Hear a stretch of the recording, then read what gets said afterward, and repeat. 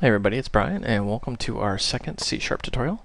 Go ahead and go File, New Project, and then just choose Console Application.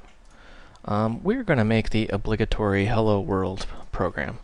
Whenever you learn a new language, the first thing they want you to do is write a Hello World.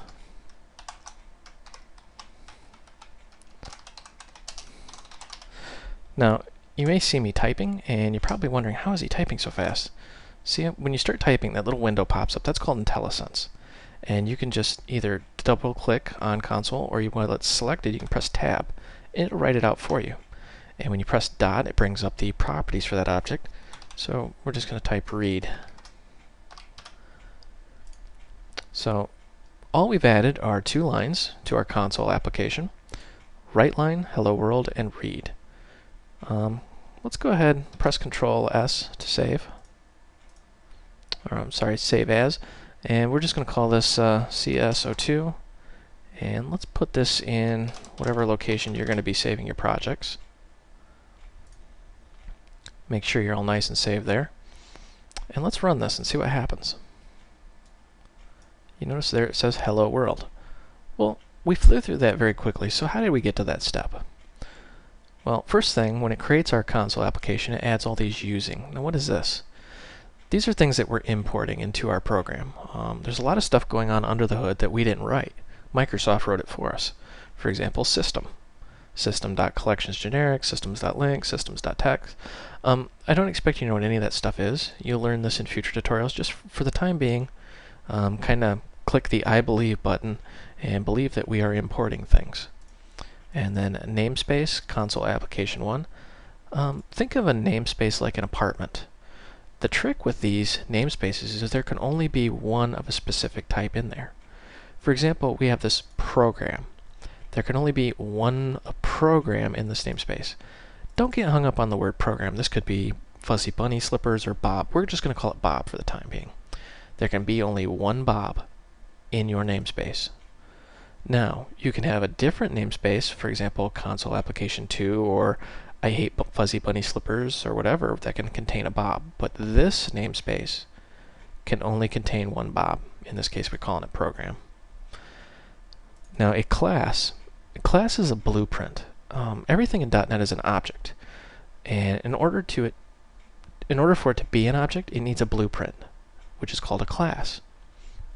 So say it with me. Everything in .NET is an object. That means everything in .NET is a class. Or I should say derives from a class. And then we have this ugly looking static void main strings args. What is this thing? Well, that's the main entry point of your application. Static simply means there can be only one. Void means it simply returns nothing. Main is the main entry point, and these are arguments. You can actually pass arguments into your program. You see these squiggly little blocks? C# is actually a C style language, means it uses these blocks. You notice how there's some here, some here. Well, these are called code blocks. For example, that's the namespace code block, and this is the class code block, and this is a function code block. And what that does is it determines the scope and the order of execution, things that we'll cover in future tutorials. For now, all you really need to understand is that you are importing things, you have a namespace, you have a blueprint, you have a starting point, and then you can manipulate the console using write line and read. And we're using read simply because if you, let's comment that out, notice the double slashes, that comments it out, meaning this will not execute. It's the same thing as if it didn't exist at all. Run this. You notice how the window just appears and disappears almost instantly. That's because the program finished. It didn't have anything left to do. So we're going to say console read just to keep that window open when we run this. So that's all for now. If you like this tutorial, there are many more out on my website. And let me pull it up here real quick. www.voidrealms.com. Just click tutorials.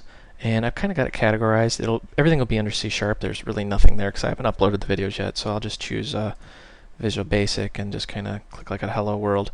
And you can see how there's download the source code. So I try to upload the source code for every tutorial, and you can actually watch the YouTube video in the website. No, there's no banner ads or cheesy gimmicks or anything like that. If you do go to download the source code, though, it will say, please donate. I don't expect you guys to donate. That's more for businesses that are using this to teach their employees and things of that nature. So go ahead, go out to the website, let me know what you think. Anyways, I gotta get going. This is Brian. Thanks for watching.